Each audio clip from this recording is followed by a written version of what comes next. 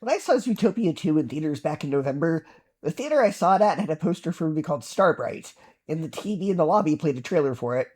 To me, it looked pretty intriguing, reminding me of the movie Stardust, and it stars Rhys Davies, who I really like, so I decided to keep an eye out for it. That theater didn't end up getting the movie, nor did any of the theaters near me. But it's available to rent now, so last night I rented it, and I was very disappointed.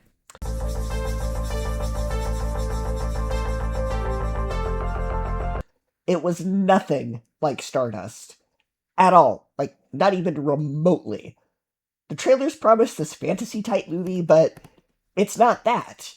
I have no idea what the movie was even supposed to be, and I don't think the movie does either. It's 2.5 hours. It has an overstuffed plot with thin, boring characters. It tries to be a crime thriller, but it also kind of wants to be a fantasy movie, but just barely, and it also kind of wants to be a romance movie, and it does not mix the various tones or genres well at all.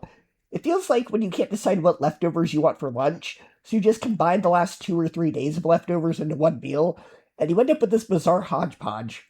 And the script basically has no logic to it.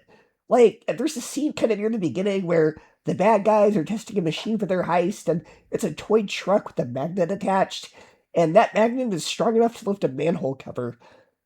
The leading lady gives a decent enough performance, but the love interest they pair her with has no chemistry, and frankly, he's kinda dumb.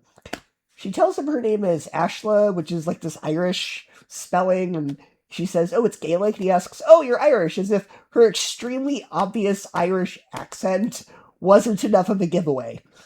They're so stupid! Stupid! Rhys Davies is the film's one bright spot, though.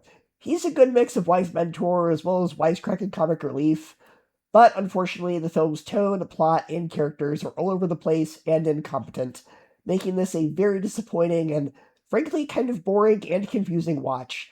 I thought, maybe it's just me, so I went to see what the Rotten Tomatoes score is, and I kid you not, there's not a single critic review for this film.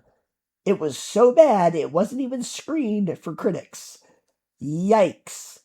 If you want a good version of this movie, just watch 2007 Stardust.